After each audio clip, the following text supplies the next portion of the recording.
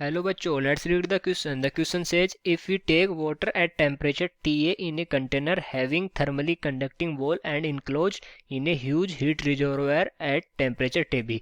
तो एक temperature TA पे कंटेनर है और उसमें जो थर्मली कंडक्टिंग वॉल लगी हुई है. थर्मली कंडक्टिंग वॉल का मतलब इससे जो हीट एक्सचेंज हो सकती है. Okay, enclosed in huge heat reservoir. तो एक रिजर्वर है, टेम्परेचर उसका TB है.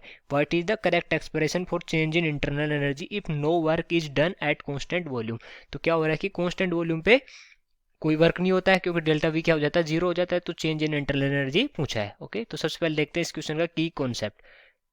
की कॉन्सेप्ट, और इस क्वेश्चन के लिए जो की कॉन्सेप्ट होगा वो क्या हो जाएगा, first law of thermodynamics. First law of thermodynamics. Okay, ये हो जाएगा इस क्वेश्चन के लिए की कॉन्सेप्ट. अगर इसकी कॉन्सेप्ट से देखें तो जो फर्स्ट लॉ ऑफ थर्मोडायनेमिक्स के अकॉर्डिंग क्या होता है, delta U is equal to Q plus W. और यहाँ पर डेल्टा यू है change in internal energy, Q है हीट एक्सचेंज और जो डब्लू है वो है work done on the system. Okay, delta U is equal to Q plus W. तो यहाँ अगर देखें तो एक सिस्टम है, ठीक है, और ये इसके बाहर ये रिजर्वोयर है.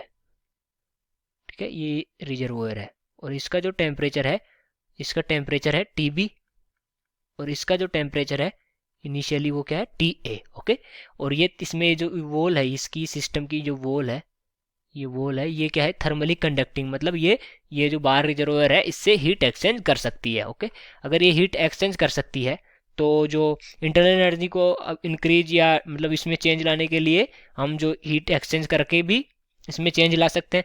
ओके, तो delta U is equal to, अगर W इज इक्वल टू यहाँ पर जीरो गिवन है, work is done at constant volume पे वर्क डन है, तो मतलब या नो वर्क इज डन है. ठीक है, तो Q क्या, W क्या हो जाएगा जीरो, तो delta U is equal to Q हो गया. ओके, और इसको इस फॉर्म में भी लिख सकते हैं. तो Q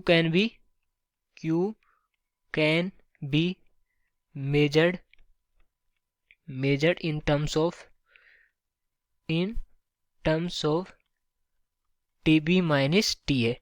तो क्या हो रहा है यहाँ पर, जो TB है इसका टेम्परेचर, ये TB है और ये TA है, एंड टेम्परेचर में डिफरेंस है, इसी की वजह से तो हीट एक्सचेंज हो रहा है. ओके, तो इस Q को हम किसके टर्म्स में लिख सकते हैं, TB माइनस TA के टर्म्स में. और डेल्टा U इक्वल टू तो Q हो जाएगा, ये अभी अपन ने देखा कि इसमें W की वैल्यू जीरो है इसलिए delta U equal to Q होगा. अगर ऑप्शंस देखें तो फर्स्ट ऑप्शन है delta U is equal to U B minus U A. तो ये तो ऑप्शन क्या हो जाएगा, तो इनकरेक्ट ऑप्शन हो जाएगा क्योंकि डेल्टा यू क्या होता है, चेंज इन इंटरनल एनर्जी, और ये किस पे डिपेंड करता है कि जो टेम्परेचर में डिफरेंस कितना जनरेट हुआ है. ठीक है, उसकी वजह से ये डेल्टा यू जनरेट होता है. ठीक है, तो जो यू बी है कि मान लो इसके लिए जो टी बी है इसके लिए यू बी है और इसके लिए यूए है, तो इन दोनों का जो डिफरेंस होगा वो डेल्टा यू नहीं होगा. इन दोनों के जो टेम्परेचर डिफरेंस की वजह से यहाँ पर जो डेल्टा यू होगा, इसमें जो चेंज होगा इंटरनल एनर्जी में वो होगा डेल्टा यू. तो ये ऑप्शन क्या हो जाएगा, यहाँ से इनकरेक्ट ऑप्शन हो जाएगा. ठीक है, बी ऑप्शन यहाँ से क्या हो जाएगा, करेक्ट हो जाएगा क्योंकि delta U is equal to Q है, अभी हमने देखा था. और सी ऑप्शन है delta U is equal to W adiabatic. तो एडियाबैटिक तो कंडीशन है नहीं क्योंकि delta U is equal to W adiabatic कब होगा, तो इसके केस में क्या होगा, Q is equal to zero हो जाएगा. ठीक है, क्यू इज इक्वल टू क्या होगा यहाँ पे जीरो होगा, तब होगा delta U is equal to W adiabatic. और जो एडियाबैटिक प्रोसेस में क्या होता है, हीट एक्सचेंज नहीं होता है, तो इसलिए क्यू इज इक्वल टू क्या हो जाता है, जीरो हो जाता है. पर यहाँ इस कंडीशन में work is done at constant volume पे नो वर्क इज डन दिया हुआ है, तो इसका मतलब delta U is equal to W adiabatic यहाँ से इनकरेक्ट ऑप्शन हो जाएगा क्योंकि यहाँ पर ऐसी कोई कंडीशन नहीं है जिसमें Q is equal to zero हो. ठीक है, और last option all of this, तो ये भी इनकरेक्ट हो जाएगा. तो कौन सा ऑप्शन करेक्ट हो गया, बी ऑप्शन करेक्ट हो गया. So I hope you understood it well. Best of luck.